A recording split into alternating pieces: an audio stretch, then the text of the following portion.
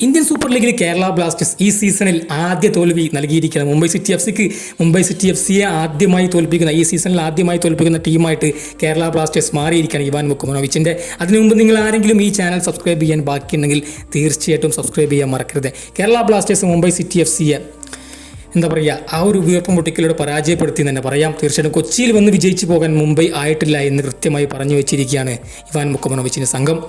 ഏതായാലും തീർച്ചയായിട്ടും എടുത്തു പറയുന്നത് പെപ്രയുടെയും അതുപോലെ തന്നെ ഡിമിത്രോസ് സ്റ്റെമൻഡക്കോസിൻ്റെയും ആ ഒരു ഇൻഡിവിജ്വൽ പെർഫോമൻസ് എന്ന് പറയുന്നത് വേറെ ലെവലായിരുന്നു.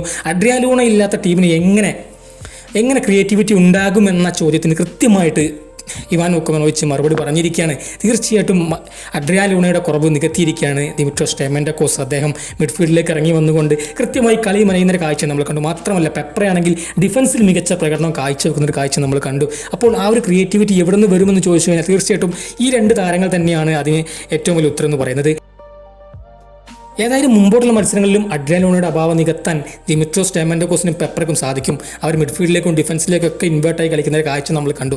ഇത് ഏറെ കേരള ബ്ലാസ്റ്റേഴ്സിന് ആരാധകർക്ക് സന്തോഷം നൽകുന്ന ഒരു കാഴ്ച തന്നെയാണ്. മാത്രമല്ല അഡ്രിയാൻ ലൂണയ്ക്ക് പകരക്കാരനെ കേരള ബ്ലാസ്റ്റേഴ്സ് കണ്ടെത്തും ജനുവരിയിൽ, അതിൽ യാതൊരു സംശയവുമില്ല.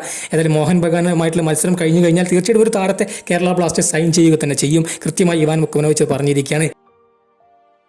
ഏതായാലും പെപ്രക്കും ദിമിക്കും ഈ ഒരു പ്രകടനം മോഹൻ ബഗാനെതിരെ ഏവേ മത്സരത്തിൽ തുടരാനായാൽ തീർച്ചയായിട്ടും കേരള ബ്ലാസ്റ്റേഴ്സിന് അവരെയും പരാജയപ്പെടുത്താൻ സാധിക്കും.